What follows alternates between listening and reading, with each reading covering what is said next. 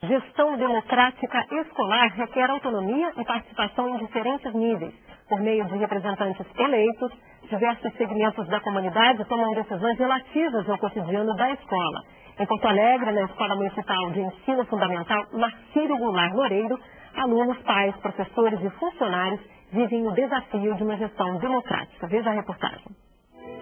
As decisões sobre os rumos da escola envolvem os representantes dos chamados 4 segmentos que participam da gestão escolar em diferentes instâncias. Uma delas é o Grêmio Estudantil. Eu acho muito bom, porque eu acho que o aluno tem o direito de se impor, de achar o que é certo, o que é errado, de mostrar o que quer. No dia da nossa gravação, os dirigentes do Grêmio discutiam sugestões de atividades para a hora do recreio. Aí eu tive a ideia de fazer um torneio de futebol mesmo, com guria junto, né? Aí comecei a funcionar o torneio. Mas todo dia o torneio, toda semana ou no mês assim, um torneio. Seriam 8 times que iam jogar, um contra o outro, né? Aí seriam 20 minutos e ia dar 4 jogos de 15 minutos. E as discussões do Grêmio vão além das atividades recreativas. Os alunos também apresentam propostas para a utilização de parte dos recursos do orçamento participativo. Não é só os diretores que têm o direito desse dinheiro, porque a escola realmente é construída com o dinheiro de todo mundo da comunidade. Então é um direito da comunidade decidir o que eles querem com o dinheiro que realmente é deles. As sugestões dos alunos, depois de discutidas nas reuniões do Grêmio, são levadas a outra esfera da gestão da escola, a equipe diretiva, que também discute as propostas em reunião. O Grêmio, da escola, ele quer ter um material específico deles, até para monitorar o recreio, assim, por exemplo, rede, bolas, assim, que precisa só deles. A constituição das equipes diretivas é uma orientação da Secretaria Municipal de Educação de Porto Alegre. Além da diretora e da vice, participam das discussões representantes da equipe pedagógica e uma coordenadora cultural. A equipe se reúne uma vez por semana. E nesses encontros são planejados todos os momentos da escola.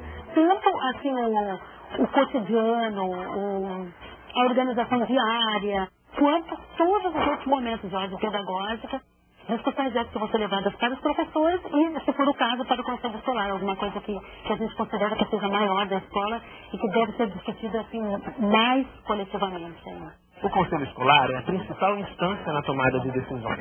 Aqui na escola Marcílio Goulart Loureiro, os conselheiros são representantes dos pais, alunos, professores e funcionários. Em reuniões com a direção da escola, os integrantes do conselho discutem, entre outras coisas, temas como os critérios para a admissão de novos alunos na educação infantil e a utilização dos recursos financeiros. Os conselheiros também são eleitos. E para o presidente, a participação de representantes dos 4 segmentos é fundamental. Envolver as pessoas nas decisões do dia a dia, nas coisas que envolvem exatamente os seus destinos, as coisas que interessa, fazer que as pessoas tenham comprometimento em relação a tudo isso que é decidido. No momento em que a gente não tem essa lógica de que a opinião de alguns seja mais importante e deva prevalecer sobre as outras, as pessoas se sentindo respeitadas, a tendência é o envolvimento naquilo que é pensado coletivamente.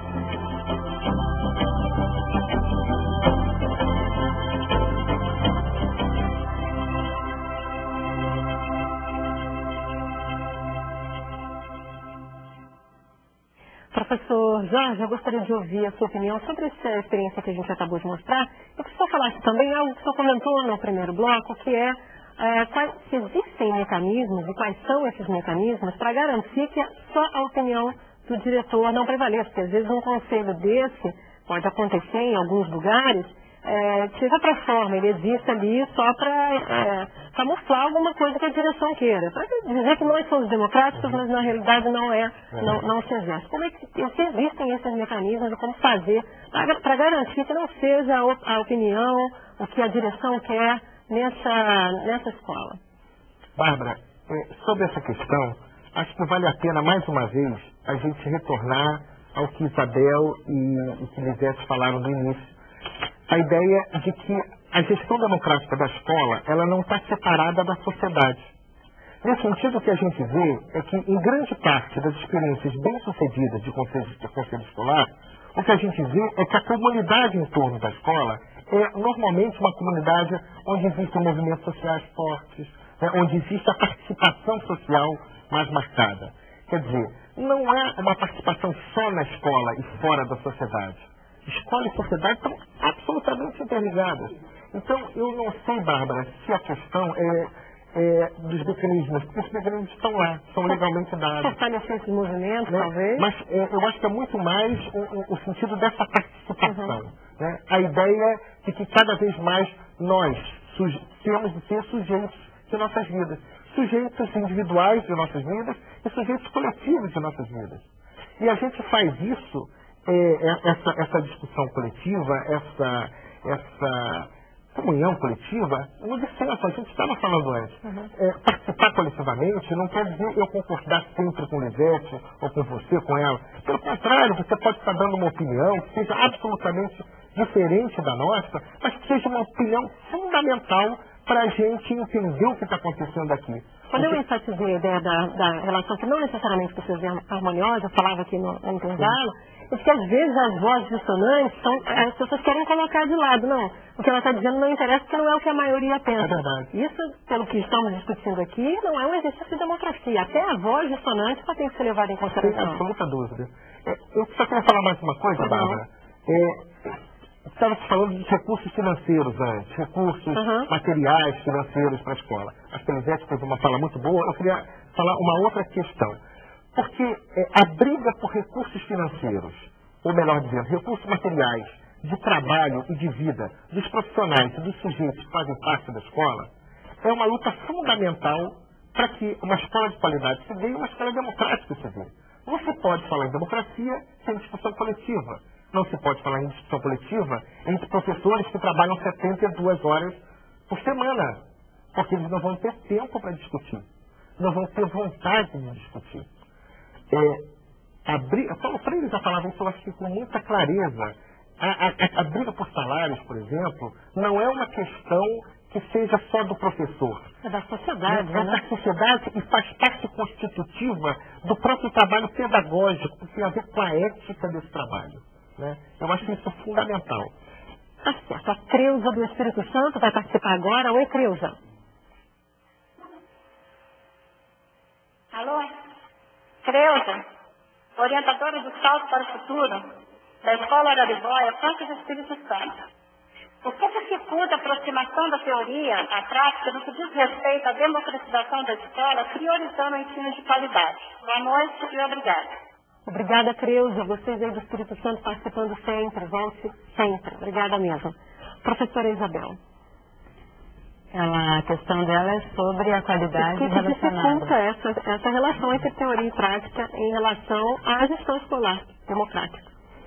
Bem, a teoria ela tende sempre, né, a tentar construir um estado desejado, né, e é para isso que também serve um pouco a teoria, para que a gente possa fazer o exercício da imaginação e pensar, bom, que bom seria se assim pudéssemos, não, fazer de uma maneira ou de outra. O que hoje impede? Nós temos uma cultura no Brasil onde a democracia ela é muito menos presente. Nós formos fazer uma retrospectiva muito rápida, o que a gente vê? Muito mais governos ditatoriais e uma cultura muito mais forte, né, autoritária do que uma cultura mais participativa. Então, para nós, realmente... Acho que a gente ainda não se libertou disso totalmente, dessa cultura ditatorial, autoritária, que vivemos durante muitos anos. Acho que não. Acho que a professora Elisete traz um tema que ainda é um tema muito...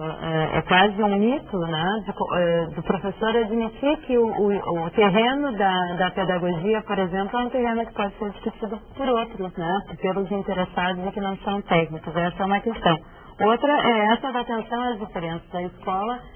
Na última década é que realmente oportunizou a entrada, né, de uma parcela significativa da população. Então, nós tínhamos uma escola mais ou menos com o mesmo público, não é? Que muito próximo dos professores. Então, acho que essas questões dificultam, né, a falta de costume de trabalhar com a diversidade e toda essa tradição mais autoritária nos impedem de, inclusive, discutir o que é qualidade de ensino, porque essa é uma outra questão bastante polêmica, né? O que é a qualidade de ensino num país com uma diversidade tão grande, né? E num momento tão acelerado de mudança. Então, são questões que a gente tem que pensar e que, bom, para mim, trazem a necessidade da democracia muito mais urgente, porque são questões que nós temos que resolver coletivamente, né? Tá certo. A Mônica tem mais.